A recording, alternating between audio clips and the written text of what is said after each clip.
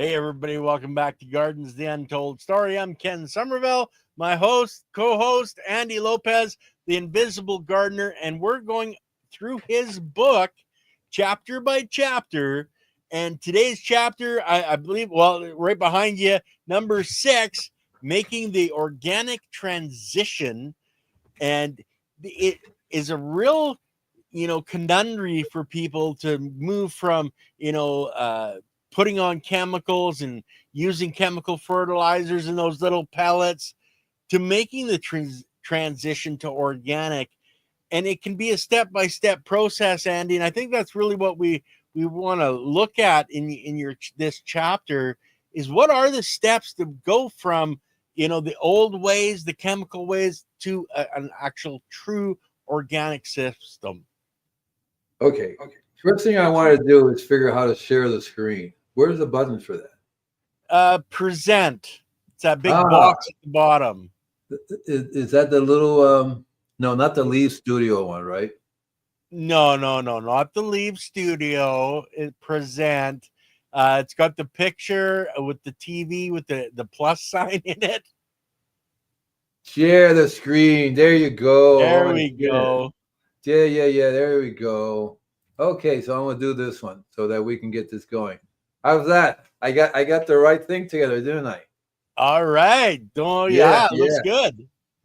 Okay, so let's get started. Okay, so here's I did a list of stuff, and of course, this is one of the things I put in my book for a reason, because there'll be a lot of people they're switching over to organic, but they do it all wrong and it doesn't work. Yeah. So then they say, well, organic system doesn't work. So there's a path that you should take, and I have to tell you that I read the chapter in my book. I didn't like it. I have changed my mind entirely. Because it basically said, okay, so using a chemical fertilizer, and I broke it down to 12 months, right? And I said, okay, the first month, use half as much of your chemical fertilizer, and we have to find something else. And I'm going now, no, I'm not going to use any of it. We're going to cut it off. So let's start from the very beginning. You have to understand why. Why do you want to switch to go organic, right? Is this for health reasons? Or you're saying, I'm tired of using the chemicals, I'm getting so sick? Is it for the environment, or I want to help the earth? Is it because I want to grow my own food and I realize that organic food is better than chemically grown food? Do I have a family and I want to take care of the family? So mom and dad saying, and the kids are saying, Dad, you can't use these chemicals. And there are other reasons. Why don't you guys put the reasons you have for going organic in our comments section? Tell us why you switch, if you switch. Me, I've always been organic. I'm lucky I didn't have to switch over. I started 6th grade being organic.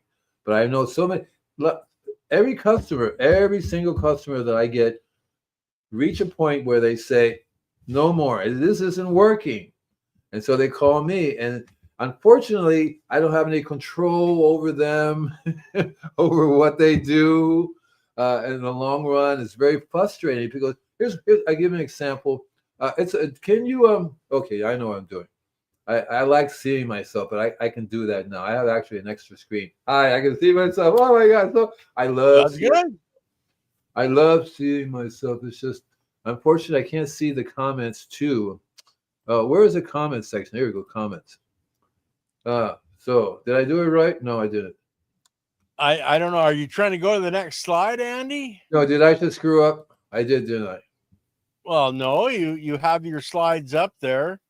Okay, yeah. All right. So anyway, as I was saying, now I can't even see it. Oh, I screwed up, did I? Yeah. Okay, well, I'll figure it out. Hang on a second. Okay, got it. I stopped sleeping a long time ago. It's just a ridiculous thing. Anyway, so you have to. It's important to. My feelings is that a person needs to be 100% committed. You have to be committed to do it 100%. It isn't 100% if you still have a chemical pest control company coming and spraying your property. That's not going to work. It isn't going to work if you're still have chemicals in your city water. That's not going to work. Yeah. So inside your house, you have to use more chemicals than anything else. There's chemicals for this, chemicals for that. Your garage is full of chemicals. You really have to say, it's like a druggie. You're going to have to stop everything. You have to stop. So I think what a lot of times what happens is people get sick and they say, I can't do that anymore, right? And so I have to stop it. So they're forced. Mother Nature said, okay, you want to die horribly or do you want to survive? And so most of the time people don't get to that stage, but it's basically they have to, and if it doesn't work, if you're like 8% organic and 92% chemicals, if you still are using the city water with chemicals in it, or if you're spraying, if you buy a chemical fertilizer. Here's one example that just blew me away. So I was at this lady's house. She says, I want this garden to be organic, but that lawn, I want to use Roundup in it because I want to kill the weeds. I'm going, right? Yeah, it's going to be a real organic garden, lady. Yeah. It's like the Roundup is going to stop there and not go any further into your garden. And so it's something that you have to really, really be crazy like me. You have to get to that point where your consciousness says, I want to do this organically. I want to be clean. I want to have the food clean. I want the environment clean. I want to help. So I'm not going to use any chemical fertilizers. You can't, Andy, basically you have to be committed to doing it, and you can't go halfway. You should, if you're going to do it, just do it. Go 100% organic and forget everything else. And it's so sad because people they refuse, for example, to cancel the pest control company. So I say, hey, no problem. You want a pest control company? Here's a whole bunch of organic, natural pest control companies. They do not interfere. I like one company says, not one single worm has been harmed, right? Earthworm has been harmed. Okay. I said, yeah, that's the company I want. See what I mean? And so you have to really, and if you're really not serious about it, then you might as well just forget it. You might as well not do it. So you want to go through the process of getting rid of your chemical fertilizers, chemical pesticides, fungicides, herbicides, the way you think. Well, what do I spray that plant with? It's got a disease, right? You have to think differently. You have to say, look, something wrong with my soil. Yes. Right? Yeah. You have to think differently. Rather, what can I spray the plant? It's like, talk to me, soil, talk to me. What's going on, right? And so you have to, and then another thing is interesting too. So a lot of people, they quit. They just say, okay, we're not going to do any chemical fertilizers. We're not going to use any chemicals at all. The soil is all we need. And they start growing in there, right? But unfortunately, their soil is dead because they've already been killed from the chemical fertilizers, pesticides, and herbicides, everything else they've been using for thousands of years on their property. So you can't just switch over. You have to, first of all, you yourself have to switch over in terms of eating. Your consciousness has to change. You have to say, okay, I'm going to take better care of my tummy, my biome, my body. So when you get to that place where you're happy, healthy, and holy, you can't help but be happy and healthy and holy on your property. One of the things that's important is that organic fertilizers do not work on dead soil. Doesn't do anything. Maybe you get a little bit of nutrition out of it, but if there's no biology to convert it, there's nothing going to happen. Yeah. Well, so basically the first step, once you've made the commitment, then the first step would be, I have to create a living soil to be able to plant into. So how do they do that, Andy? What are some of the steps, like we understand compost, etc. Are there other things other than compost and that can be used to flip that soil from dead dirt to a living soil? There are lots and lots of things. I didn't really get to cover all of them here because there's just tons and tons of stuff. I'll give you an example. Milk. There are lots of things that you can spray on your property to help your biology come back to life. Lots of different things. I picked compost because that's the easiest for most people to key into. If they make really good compost, they can start applying it to their property, spraying the compost tea. It's an easy one. But there are lots of other ways that you can spray, that you can make your property more alive. Kickstart the biology. Right. We had talked about in the past more about using how to make your own biology tea, whether or not you're using uh, plants are growing in your garden. You can literally take weeds, make a tea out of it, and spray it back on your property. You can spray anything that's growing really well on your property. You can make a tea from and spray it there. You can. One of the things I use lately on my property here is I get people come and say, I thought you didn't drink milk. I said, I don't. That's for the garden. You see? And And so I want to give people just an idea as well. If you have sour milk in your fridge and you have a compost pile, add that to your compost pile. Hugely beneficial, huge amount of food for the biology in your compost pile.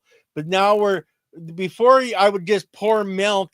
Andy, how should I break up my soil? Should I use a rototiller? Should I use a broad fork? Like, I've got this dead compacted soil. Do I need to break that up first to actually allow that milk to go into my soil? You have to make sure you actually have soil. There's a big difference between you have subsurface stuff, which is clay and rocks and stuff. That's not soil. If you have soil that's been compacted, you definitely have to aerate it and help it for the biology to grow, because they won't grow. Biology will not live if oxygen can't get down in there. So you can't start spraying biology on the soil or anything like that, or even put compost on top if you don't break it up, because that stuff underneath it may take you a long time for the biology to work its way through. It will eventually do it, but you want to speed up the process a little bit. Even though my whole thing about no-till is very important, but you have to and immediately when you want to convert over, you want to help the biology to move in. And so we have compacted the soil. We should uncompact it. We should allow it to breathe.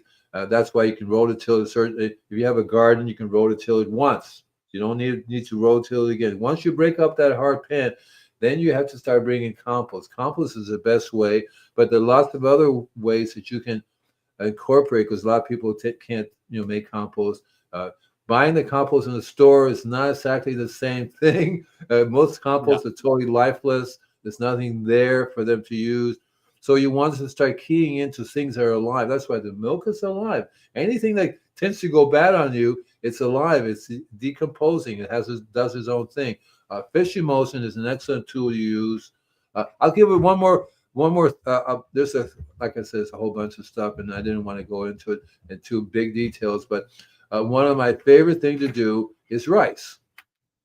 So I buy organic white rice, and basically the two things that I do with it. One is I make a liquid from it, which basically produces this type of special biology that you can spray, and that's an excellent way to start. You spray it on. It's slowly but sure. If you spray something, there's nobody home, then it's not going to happen. But if you spray and you already rotated, you added some. Even if you just added soil, you have a place for the biology to live in. One of the things and the other thing I do with the rice is I actually bury it. Rice, you cook the rice. There's a difference between rice that you cook and rice you don't cook. Okay, rice you don't cook. Andy, can I specify what the difference is? Yes, please.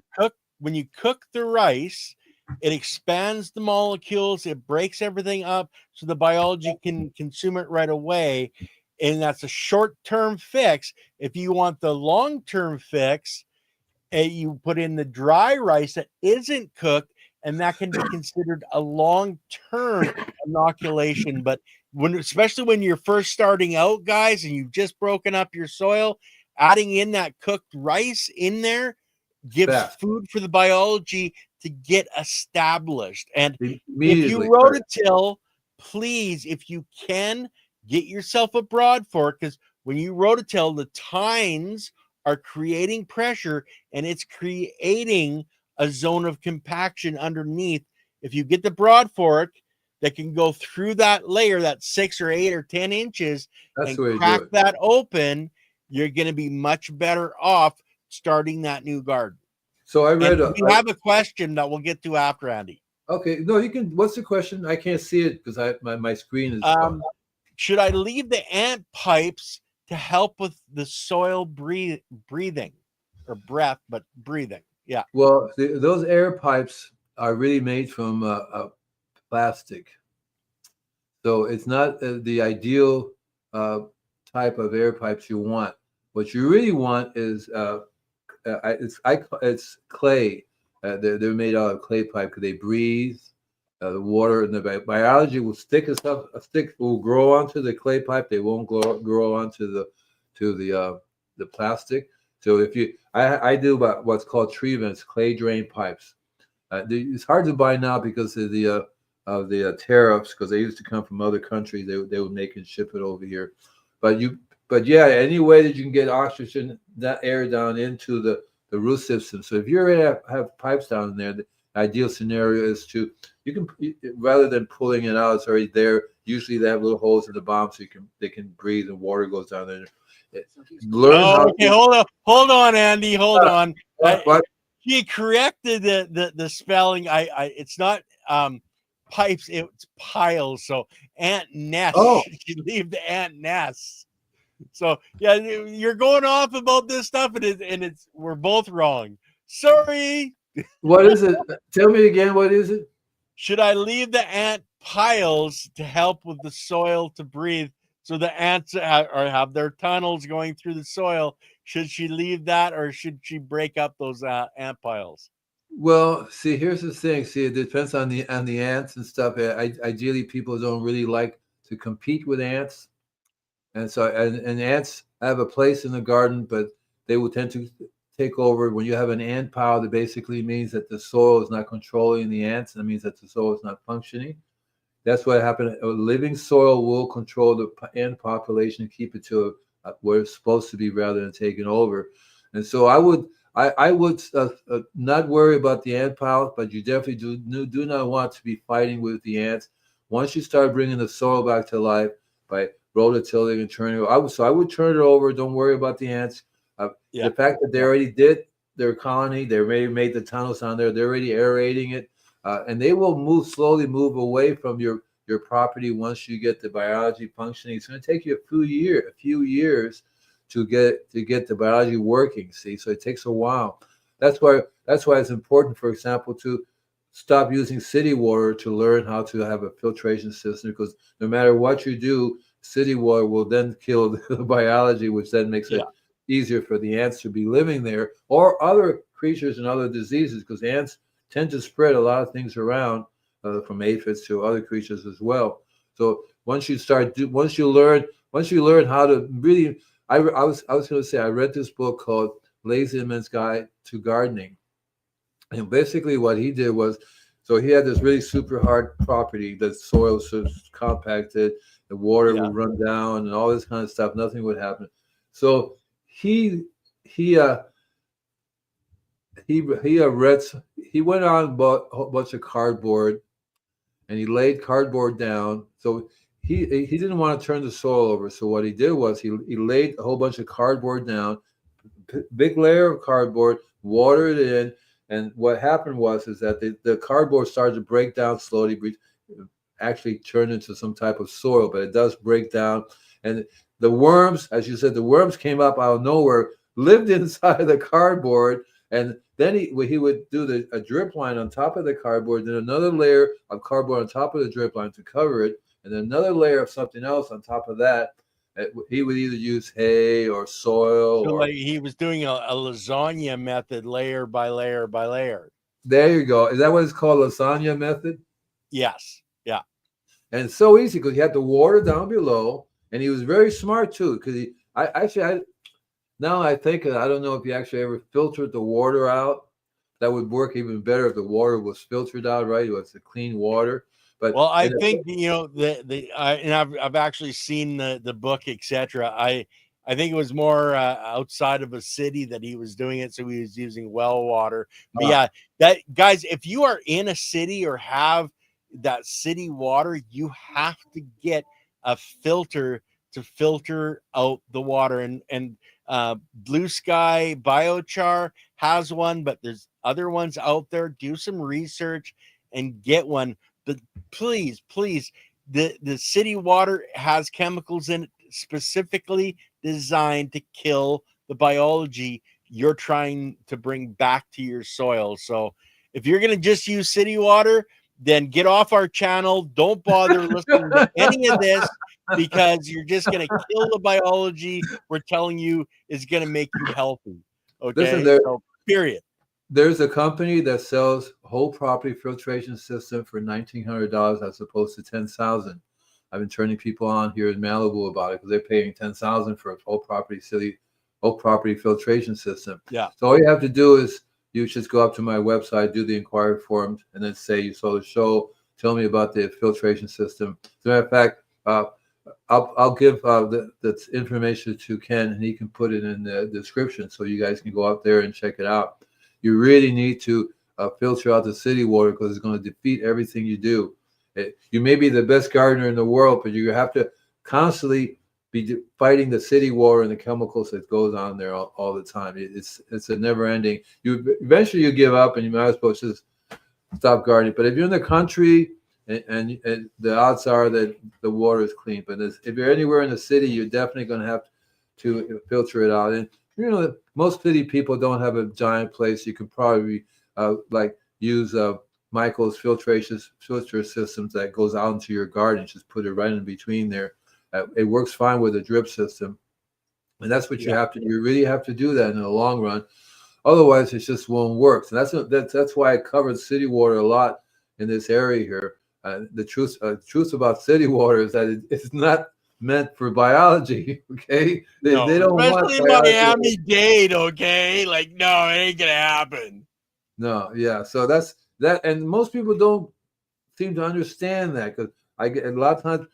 My ex-customers are not my regular customers. Now my regular customers, I'm still trying to get. Well, let's see. 4 of them already have filtration systems for the whole property. Okay.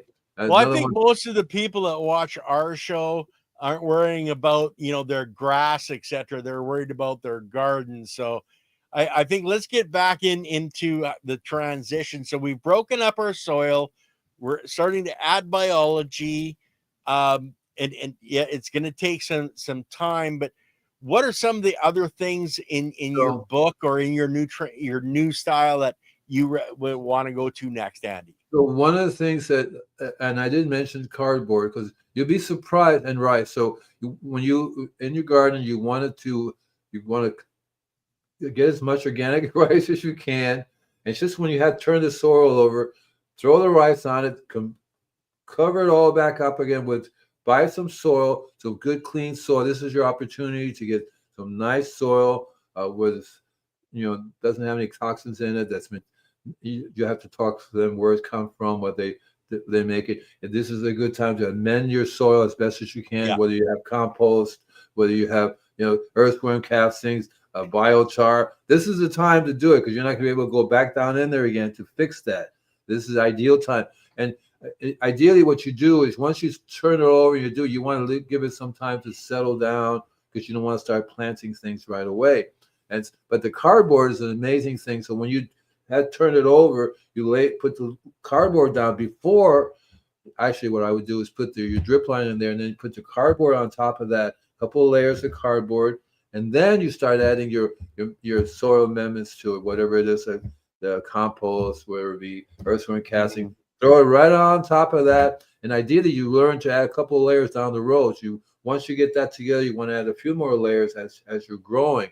You're constantly adding layers to it, and you'll find that every once in a while you do want to have the cardboard because the cardboard is really the worms love it. It breaks down to organic matter. It's a wonderful tool to hold water, and then. But you'll be lucky that this is your chance to do the rice because the rice thing will really convert your property even more so than anything else you can do, especially if you bury it. And you also spray it. You make a liquid from that. You spray. So you can make from the rice. You can make a liquid. You spray, especially if the liquid is clean, it's filtered water, right? Or you can make it milk. Milk is a wonderful tool to use.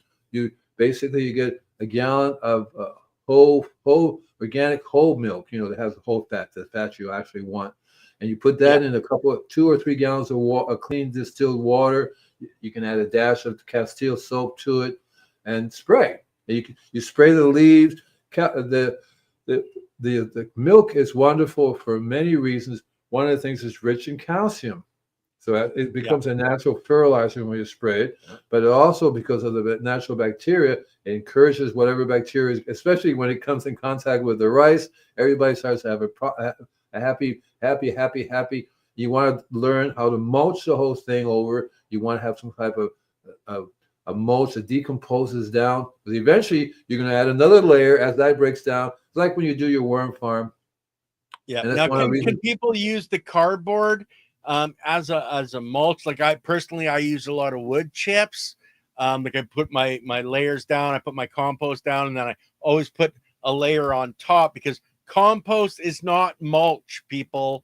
Okay, mulch goes on top of the compost to hold the compost down and to keep moisture in the compost. Don't use your compost as mulch.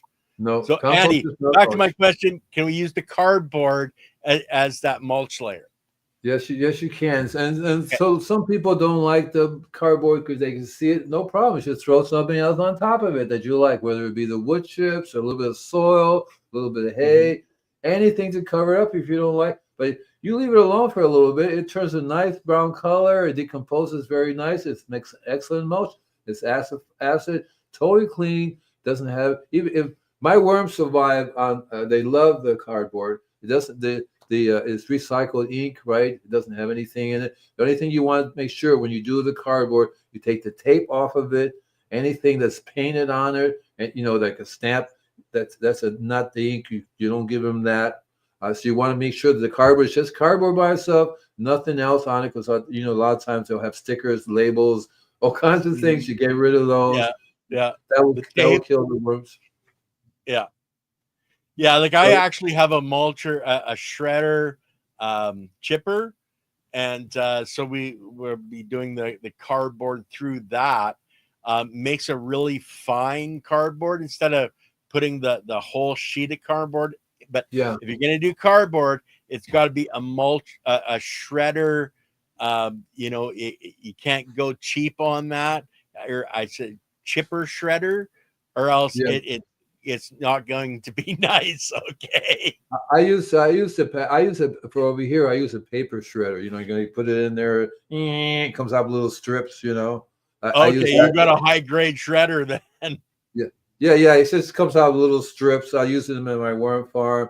Or since I was started here from the very beginning, I was able to put the cardboard into the soil before I turned it over at the very bottom with some rice down in there. Things are looking better and better now as they start to grow more. The only issue I've been having would be the gophers seem to like the rice. Oh yeah, man! Hey, why not? Right? Yeah. They seem to like the rice. The other day there was rice out of the gopher. I was watching. What's the matter? You don't like the rice? What's wrong with it? But you have an opportunity to do that. So, and then if you layer, keep the water below ground. You have the water clean.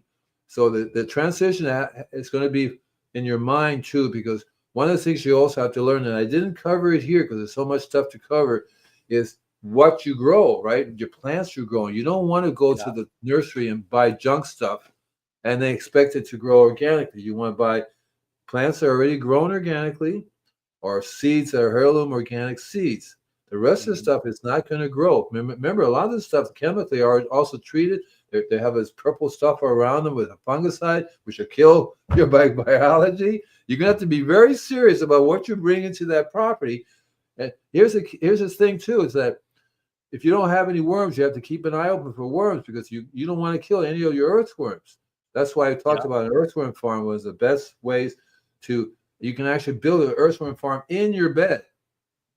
So the worms are growing right in your bed. So what you're keying into, right, is growing worms.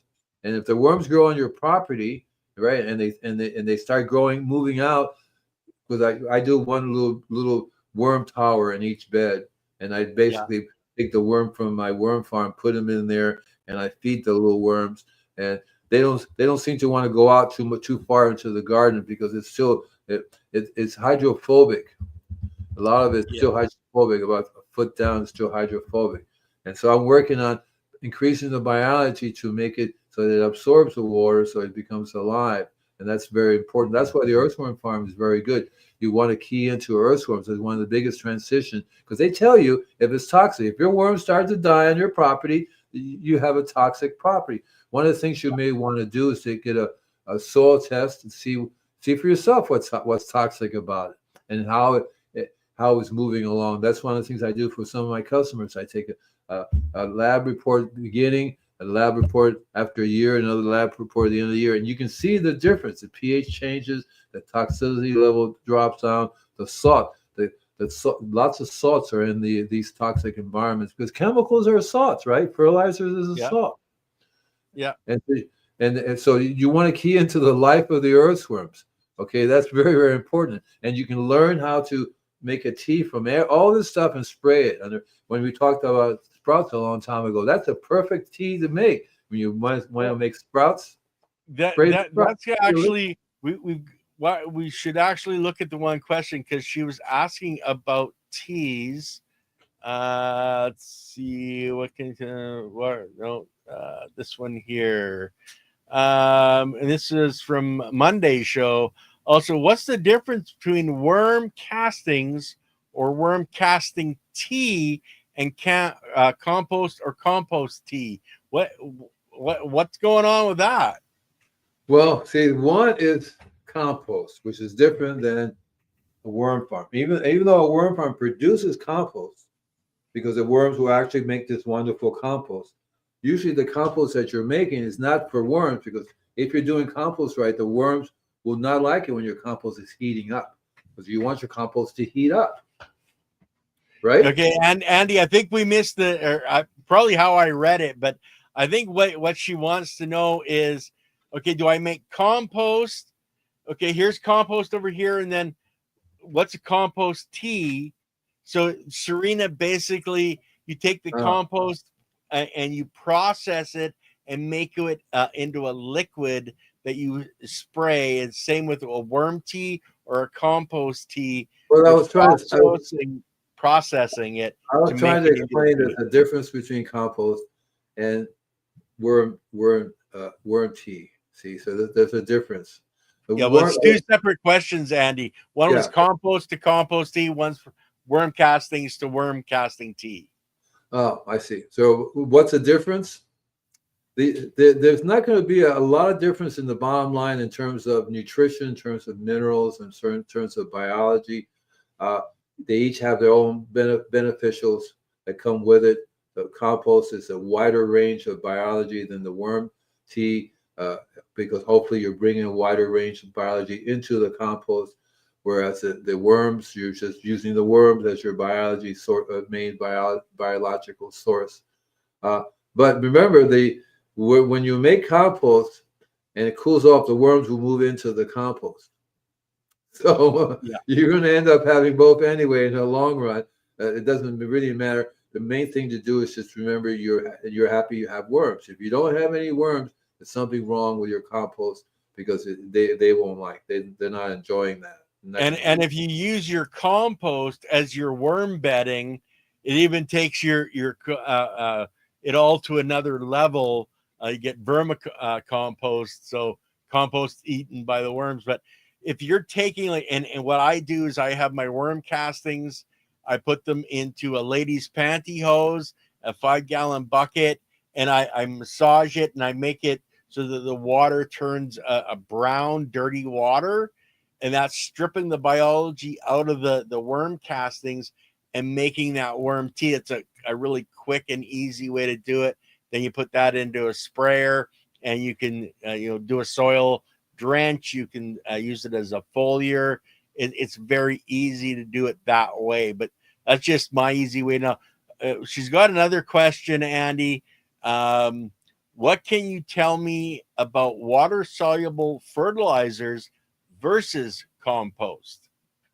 Well, water-soluble fertilizer could be anything from a special blend that this company makes. It's in a liquid form, so there are a bunch of them on the market. Usually, they're not so biologically alive because of the nature of them being put in containers and shipped across the country, that kind of stuff, but they will not last very long. Whereas the compost, the key ingredient is living biology. That's a big difference. You can't put compost into a container and ship it across the country. Not going to work. So that's your main difference there. As a matter of fact, the fertilizer, liquid fertilizer, needs the compost to work better.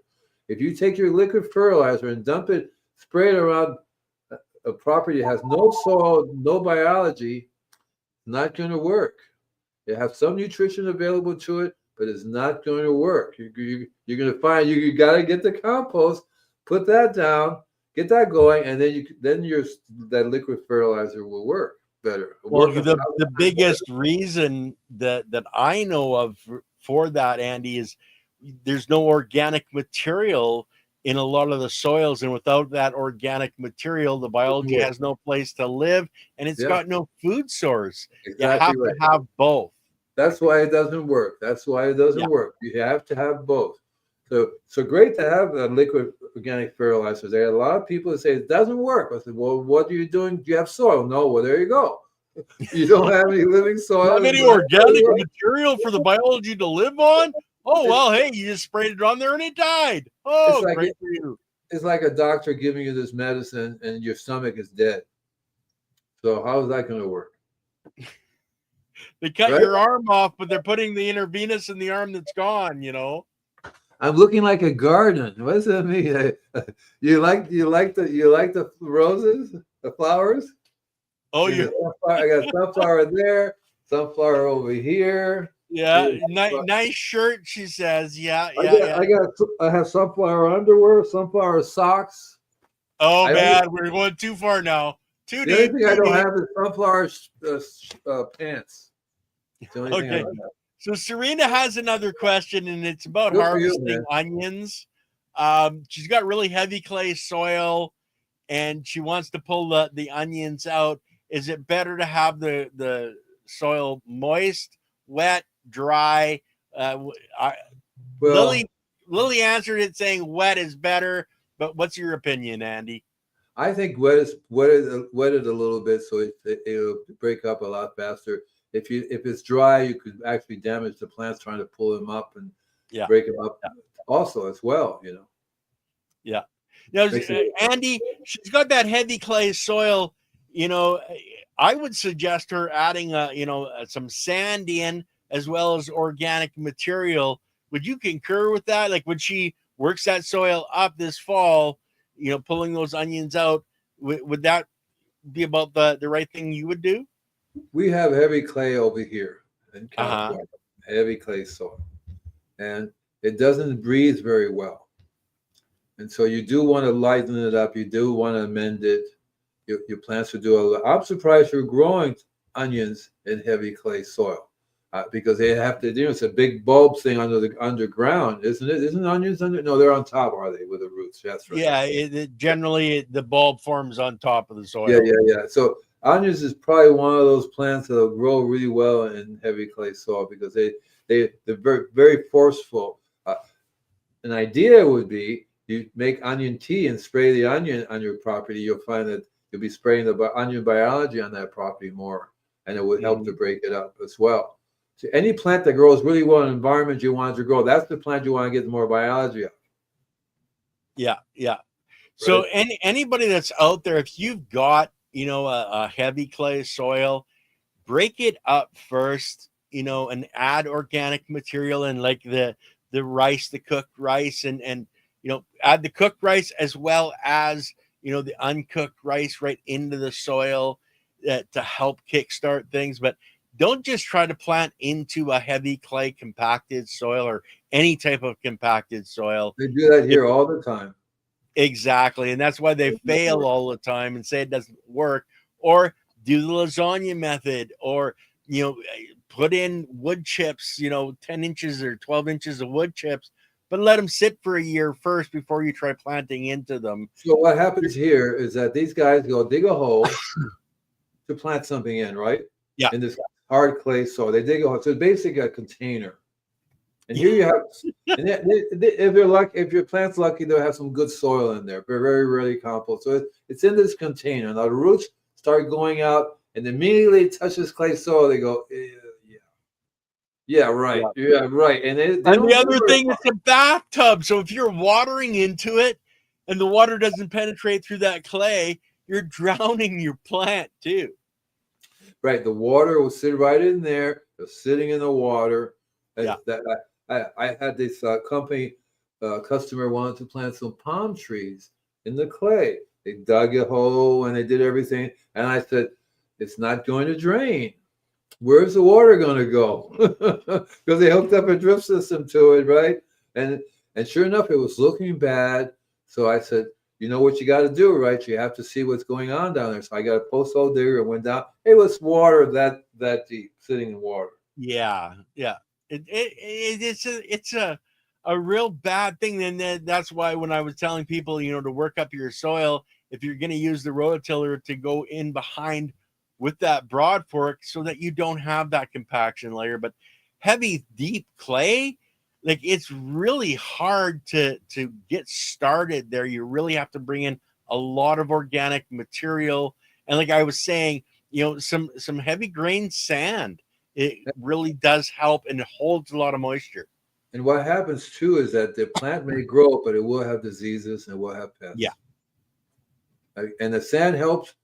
If nothing else, it allows more air in there, more porous. It Yeah. holds, Yeah. it allows, and the sand usually is a different. The clay is a very high alkaline environment. It's Mm-hmm. not never very. You're never going to find clay that's even 7.2, usually 7.4 or even higher. The biology likes 6.8, so you have a wide range over there that the biology is not going to. You're not going to get. And that's what you really have to key into. That's why pH is very important to understand. If I were you, I would see what pH your clay is, and you'll find it's going to be very alkaline. And you have Yeah. so the sand is going to be slightly acid. That's why you want to do things to your soil. So your mulch should be acid. Even the compost is going to be a little bit alkaline because when you make compost, it takes a while for it to mellow down to become more neutral and to start slowly coming down to the pH range that you want. I was looking at this thing and she talked that he has a lot of questions. He was talking about the this one. So what is that? What is going on there? Is that Um, is jug there loan? anything food that what the people can grow that What's jug loan? I'm thinking like a chemical or something? Because I know that the black walnut tree produces a chemical and usually drops in the leaves and stuff like that. So he doesn't say if you're growing it under the black walnut tree, which is not a good idea. But the tree doesn't need to be removed. I don't know anything about the jug loan. Yeah, she's yeah, she's got the black walnut. Oh my, moved here. Yeah, yeah. Yeah, I plant some sunflower seeds, help to break up that clay soil. I think she's talking about the same soil that was the onions in as Yeah. well. So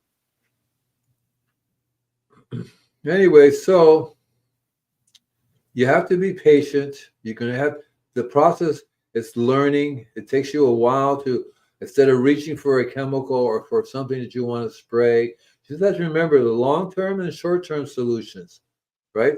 So the long-term solution is you're converting the whole property, bringing it back to life. That's a long-term thing. It takes time to heal. Don't expect it in yeah, a month. Don't expect it in a year. If you're lucky, if you in a couple of years you can start getting the results you want. And yeah, only if you're really very good at constantly bringing in the biology. You have to reverse it. It's the other way around now. The biology is constantly being attacked. yeah. Well, You want to see, reverse. and if it's somebody that's starting a garden, you can take that bad dirt and create that living soil in that first season. But for what you do, Andy, because you're only going to a property once a month, yeah, it's going to take a long, long time, and only if you bring in the other components. But for someone that really wants to, to plant the garden this coming spring, do the work now. It might take you putting organic material in Yep. every, like constantly putting in, mulches and compost. The more you add, the faster life is going to come back. But for Andy, for your business, where you're only going out once a month to these properties, it's going to take a long time for them, and especially if they're not doing what needs to be done other than just the sprays. Right. So it's an educational process, because I basically say, okay, I'm going to do this, but you're going to do this. Yeah. And every time they don't do that, and they complain about why is this not happening, right? Well, you're not doing this. I got one customer, maybe 7 months, 8 months, maybe a year I've been going to there. And the first thing I said was, okay, so you're going to have to buy compost. And I want you to buy this compost. I refer to Layton's compost because that's the one I refer my customers to. And I want you to buy this particular mulch. I want the gardener, your gardener, to turn the compost over with your soil that you have there. Turn it over and then mulch it over. And if you don't, and the sooner you do that, the sooner my spraying will have a place to live, and the sooner the property will start, the soil will start. It takes a while. First of all, the soil has to heal. Secondly, then your tree has to heal because the root systems are not working. So those two take time. And I tell people, how long have you been living here? 20 years? Well, you're lucky if it doesn't take 20 years to get it back in shape again. Well, especially with the gardeners, like if you were doing the gardening and the spraying and you were doing the whole thing, Andy, you could flip those properties around fast. But their gardeners are coming in, taking all the organic material away, spraying chemicals, not doing the what needs to be done organically because they have no clue. And that's, I think, is the biggest frustration for Andy Lopez, the invisible gardeners. You go in, you fix things, but yet the other people doing work on that property are just screwing it up even worse. And how can you fix it if they keep screwing it up? Right. And so I have maybe 5 customers that I've had since '84, and 3 of them I was the gardener. I recently stopped saying. I told them I'm not going to be your gardener anymore, but I'm going to keep coming here. You got this gardener who I'm going to work with, and he's going to do what I tell him to do, and he's going to follow through. And even there, you still get the gardeners who, I went and bought this instead. I decided to get this instead. And I go, what? Why did you do that for? Because that's junk. And your customer, you work for this customer, and the customer wants it luscious and beautiful. That's what happens. It doesn't take very long. If I'm there, I was one place twice a week. And I've had it since 1984. People stop by and go, what is going on here?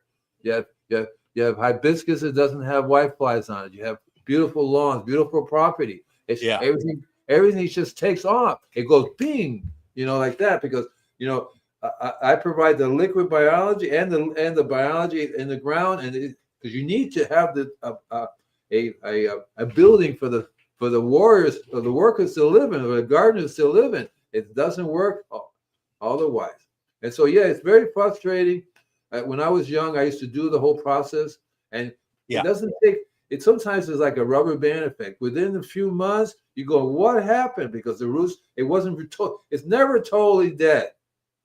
It's never, like you said, it's in there waiting for something to trigger it. And when you bring this the compost to it, it sends a signal to the rest of them. Oh, great! Well, it's got water, it's got moisture, it's got air.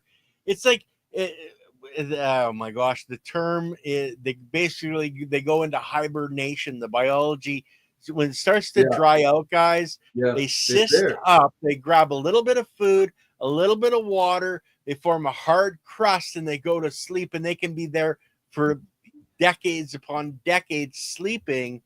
When you bring the soil back to life, when you bring the organic material back in, you lift the soil up, it's getting air and moisture. All of a sudden, that comes back. We see it in potted plants, in indoor growths all the time, where the soil goes hydrophobic, it dries out. But once it's moisturized back up, it comes back to life. So But you remember?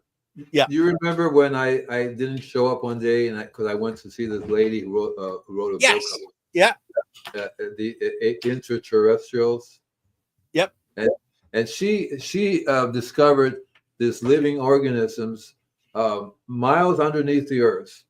They're millions of years old, mm-hmm. and they go into this hibernation stage. They wait until the time is right for them to come out. And sometimes what happens, you have an earthquake, which kind of shakes and brings them back up to the surface, and they get Yeah, oxygen. yeah. All of a A sudden, big they're alive again. mudslide. Yeah, all of a sudden they're alive again. They're Yeah, functioning, and a lot of them are deep underneath the ocean. They found the lady was on the way to Antarctica. Underneath there's this biology living under there that nobody's ever seen before, yeah, and a lot of them are like you said, in hibernation. They just hang out until their time is right, and that's what happens when you start reintroducing the things that they know happen. Mother Nature does that. You take everybody away, the animals will come back. They'll start reintroducing. Birds will start pooping. Animals, all kinds of things start to happen again. I tell people, yeah, when was the last time an animal died in your backyard? Those are the things that trigger the biology to start growing again, to start yeah. alive again. You know that we do everything the opposite. We city water, everything, chemicals geared to destroy the biology. So no wonder the biology said, "I'll be back maybe in 1,000 years when you people are gone." Well, have you ever watched the series where it shows where so many days after humanity's gone, and it goes and it shows like the Tower slowly rusting and falling, but it's like that it will all come back. It'll break up everything. Biology's eating the plastic, the microplastics, etc. This 1,000 years from now, will be no sign of the human race.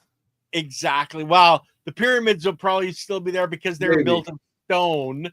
Yeah, Okay, that's why they're still there now in our lifetime, right? yeah, But yeah.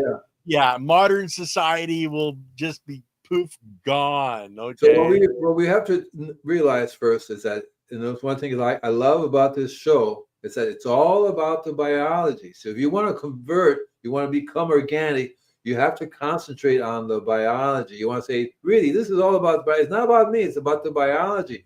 I want to bring the biology back to this particular place on my planet right here. And that's what you want to do. You want to do everything you can in your power. So you have to say, is this good for the biology? No. Just like I go out to dinner sometimes with my friends and they're eating and I'm going, this is not good for me. Is this good for me? No. No, I'm not good. You guys can do that, but your biology is hurting. I can see that. When you get sick, that means your biology is hurting. Duh, Yeah. right? Well, if you're eating the food off your property and it's not growing with biology and it's growing with chemical fertilizers, you're putting those poisons directly into your system. But if it's growing organically, your food, your field where your chickens are and your cattle are is all done with biology, all of a sudden you're transitioning to 100% organic, and then your biology and you become a lot healthier and happier. And like Andy can't go out to eat with his friends because people that are in the restaurant industry, it's organic, yeah, but we use this seed oil and this seed oil and this all of a water. sudden, we use the city water. I actually do you have a water filtration system in your water? He laughs. He wants a water filtration system in our water. So I learned the hard way. Not really the hard way. I just knew about it because when I started gardening, I would get sent to Puerto Rico. My family owned a big farm in Puerto Rico, and I remember as a kid, I used to pull a carrot out and I would go wash it right before I eat it. And I remember I don't know if I told you, my great grandmother said, "Put it back in the ground. Okay, now take it out and eat it. Crunch it with the soil and everything." And I always remember that. I always remember that. And I still do to this day. I don't, when I take out a radish, I just eat it. I don't have to worry about, I wipe the bulk of the dirt off, Oh, come on. But You can especially shake it a with little wet bit. soil. You can shake it a little bit. But I truly believe inside It's literally inside that my stomach enjoys having, like, you talk about you get the worm castings you take as a pill. Yeah. Yeah, your jokes are good. But I love your jokes. I wasn't watching the comments when I was doing the streaming thing. Guys, Serena loves the jokes, and we love them too. Yeah, Serena, just keep going, sweetheart. Keep going. Like it, everything, guys. Part of it, like we talk a lot. We're talking about the soil, but we do talk about energy, frequency, vibration, and that is part of the equation. If you are mean and nasty and you're angry and you're going into your garden, your plants, you're going to get a natural reaction, guys. Whether you believe it or not, you will get your plants aren't going to like that. If you go in all happy and positive, you're happy to be out there in the sun and in the dirt, your plants are going to react just like your animals react to love. Your plants react to love too. Right. That's why my music is called Inner Gardening, and it originally was made to be played to the plants and to the insects. It's live. You're on the live, Peter. This is live replay. I'm guessing this is a live replay. This isn't a clip. This is the full hour-long show on Wednesdays that you're on. So you're actually on the live, Peter. You caught a live, buddy. So next show we're going to be doing on bricks and the refractometer. And I want to tell you, what's the name of your chapter exactly? Is bricks. What is it, and how is it important? Yeah. And we're talking about a refractometer too. And now here's the thing that you guys can do. There's a free bricks book, ebook I can send you. Plus, I also give you my Don't Panic, It's Organic ebook as well. Just go to my website. Those of you that already have it, great. If you don't have the bricks book and you only got the natural pest control books, just email me again or go through the newsletter. There's a question. It's a way you can click on the email which goes to me directly. I think yesterday I got 38,000 emails, and I can't go through that. I can't look for your email anymore. I give up. I put my email on the website. That's a bad thing to do. It's being sold on the black market, I think. Mm-hmm. So if you want the physical copy, go to his website, use his link. Okay. So we're going to be doing the bricks and refractometer. So you want to get that little bricks book because they will tell you what your fruit trees, what your vegetables, the bricks reading should be, and it also explains the refractometer more there. So that's the way you can follow through with the conversation here. And of course, please visit my website, check it out. Lots of stuff going on over there. Lots of stuff going on over here. Feel free to ask questions. That's why we're both here. We're both here to help you. Be the best that you can be, and have your garden be the best that you can be.